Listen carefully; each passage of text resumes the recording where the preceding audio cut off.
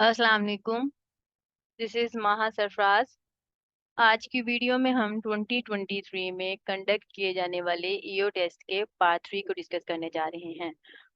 आज की वीडियो में जितने भी एमसीक्यूज़ डिस्कस किए जाएंगे, उन एमसीक्यूज़ से रेलिवेंट जो और इम्पोर्टेंट पॉइंट्स हैं, मैं साथ-साथ आप लोगों को वो भी बताती जाऊँगी।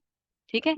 इसके अलावा पार्ट 2 और पार्ट 3 इसी चैनल पर पड़े हुए हैं। आप लोग जाकर उन वीडियोज़ को भी देखें क्योंकि उन वीडियोज़ में भी काफ़ी इम्पोर्टेंट पॉइंट्स को डिस्कस किया गया है। ठीक है? आज वाला लेक्चर स्टार्ट करते हैं। फर्स्ट एमसीक्यूज है which crops are grown to reduce soil erosion. Question में ये पूछा गया था कि सॉइल इरोजन को रिड्यूस करने के लिए कौन सी क्रॉप्स ग्रो की जाती हैं। वहां पर डिफरेंट ऑप्शंस दिए गए थे और वहां पर जो करेक्ट आंसर बनता था वो था काउपी एंड सोयाबीन। ठीक है, आप लोगों ने याद रखना है कि सॉइल इरोजन को रिड्यूस करने के लिए काउपी और सोयाबीन को ग्रो किया जा सकता है।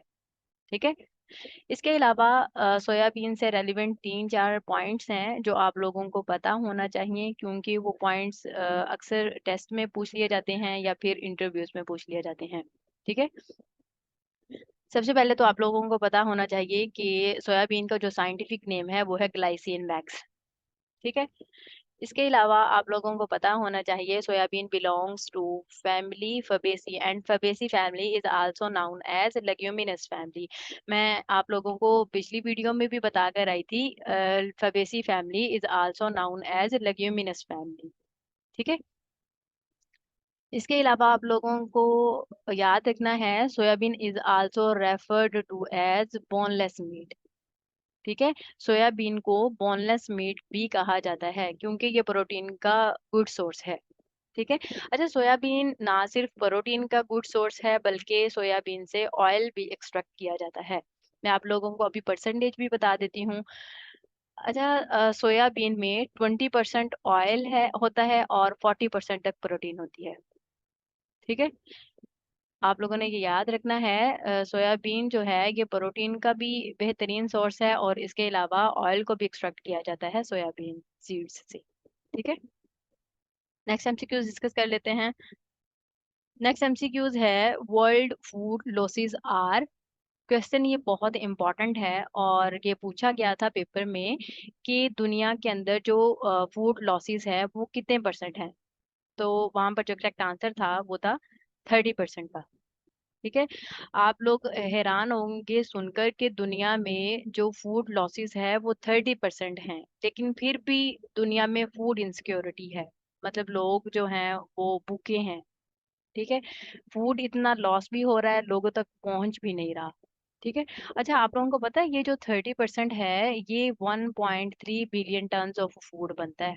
ठीक है, और जो ये रिपोर्ट है ये सॉरी FAO की रिपोर्ट है। ठीक है, फूड एंड एग्रीकल्चर ऑर्गेनाइजेशन की रिपोर्ट है। ठीक है, पाकिस्तान में भी फूड इनसिक्योरिटी की एक बड़ी वजह फूड लॉसेस का है। ठीक है, यानी कि जो पोस्ट हार्वेस्ट फूड लॉसेस हमारे हो जाते हैं या फिर डिजीजेस की वजह से, इंसेक्ट्स की वजह से जो फूड लॉसेस हो जाते हैं, उसकी वजह से भी पाकिस्तान में फूड इनसिक्योरिटी है। ठीक है, अच्छा इसके अलावा आप लोगों को यहाँ पर पता होना चाहिए FAO के बारे में कुछ पॉइंट्स, उसको देख लेते हैं।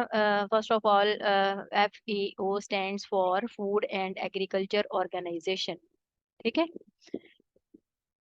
and FAO was founded on 16th of October 1945। 1945 के अंदर FAO बनी थी।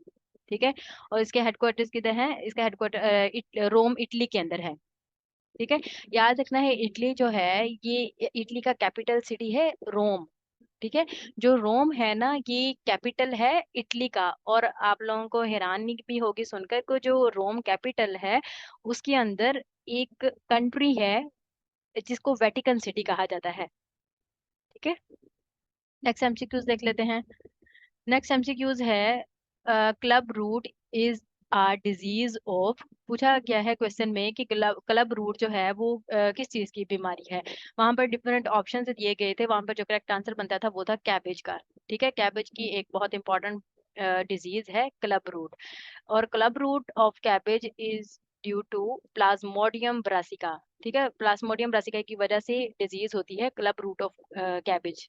ठीक है। अच्छा, नेक्स्ट एमसीक्यूज है plants having persistent leaves are called.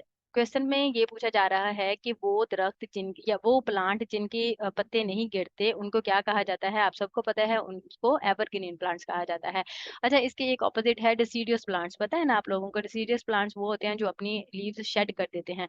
Definition भी हम देख लेते हैं। Deciduous plants drop there leaves at the end of every growing season. ठीक है। नेक्स्ट एमसीक्यूज देख लेते हैं। नेक्स्ट एमसीक्यूज है in plants carbohydrates transform into. Question में ये पूछा जा रहा है कि प्लांट्स के अंदर जो कार्बोहाइड्रेट्स होते हैं वो किस फॉर्म में ट्रांसफॉर्म हो जाते हैं। तो आप सबको पता है, हम बचपन से पढ़ते आ रहे हैं, स्टार्च। ठीक है। अच्छा, इसके अलावा एक और सवाल आप लोगों को पता होना चाहिए। एक और जो पॉइंट है वो ये है कि एनिमल्स के अंदर कार्बोहाइड्रेट्स किस फॉर्म में ट्रांसफॉर्म होते हैं, ग्लाइकोजन की फॉर्म में। ठीक है। अच्छा, इसके अलावा एक और सवाल पूछा जाता है, most abundant biomolecules on earth are. यानी कि वो कौन से बायोमोलिक्यूल्स हैं जो अर्थ पे सबसे ज्यादा पाए जाते हैं। तो आप लोगों ने यहाँ पर याद रखना है कार्बोहाइड्रेट्स। ठीक है, carbohydrates are most abundant biomolecules on the earth. ठीक है। नेक्स्ट एमसीक्यूज देखते हैं। नेक्स्ट एमसीक्यूज है Honey bees, bumble bees and butterflies are examples of. Question में ये पूछा गया था कि हनी बीज, बम्बल बीज और बटरफ्लाईज किस चीज के एग्जाम्पल्स हैं। तो वहां पर डिफरेंट ऑप्शंस दिए गए थे, वहां पर जो करेक्ट आंसर बनता था वो था पोलिनेटर्स का। ठीक है। आप लोगों ने याद रखना है, हनी बीज, बम्बल बीज और बटरफ्लाईज पोलिनेशन में अहम किरदार अदा करते हैं। ठीक है। अच्छा, पोलिनेटर होता क्या है। पोलिनेटर के बारे में मैं आप लोगों को थोड़ा सा बताती हूँ। पोलिनेटर जो है ये एक ऐसा एजेंट होता है जो फ्लावर के मेल पार्ट से पोलन्स को लेकर फ्लावर के फीमेल पार्ट तक मुंतकिल करता है। ठीक है, मैं दोबारा से रिपीट कर देती हूँ। पोलिनेटर एक ऐसा एजेंट होता है जो फ्लावर के मेल पार्ट से पोलन्स को लेकर फ्लावर के फीमेल पार्ट तक मुंतकिल करता है। ठीक है। नेक्स्ट एमसीक्यूज देखते हैं। नेक्स्ट एमसीक्यूज है colour of glycerol is. Question में ये पूछा जा रहा है कि ग्लिसरॉल का कलर कौन सा होता है। तो आप लोगों ने याद रखना है, ग्लिसरॉल जो है कलरलेस होता है। ठीक है, ये पिक्चर में भी आप लोगों को नजर आ रहा होगा। याद रखना है, ग्लिसरॉल कलरलेस होता है। ठीक है। नेक्स्ट एमसीक्यूज देखते हैं। अच्छा, दो मैंने एक्स्ट्रा यहाँ पर एमसीक्यूज डाले हैं क्योंकि वो एमसीक्यूज आप लोगों से इंटरव्यू में या फिर किसी भी टेस्ट में पूछे जा सकते हैं। ठीक है, वो बहुत इंपॉर्टेंट एमसीक्यूज हैं। बीइंग एन एग्रेरियन आप लोगों को पता होना चाहिए। पहले है, wheat is known as king of cereals. ठीक है, वीट को सीरियल्स का किंग कहा जाता है। ठीक है। इसके अलावा आप लोगों ने याद रखना है, क्वीन ऑफ सीरियल्स इज मेज। ठीक है, मेज को सीरियल्स की क्वीन कहा जाता है। ठीक है। आज के लिए इतना ही रहा। अगर आप लोगों का कोई क्वेश्चन हो या कोई आप लोगों की सजेशन हो तो कमेंट बॉक्स में ड्रॉप कर सकते हैं। Thank you so much. Allah Hafiz.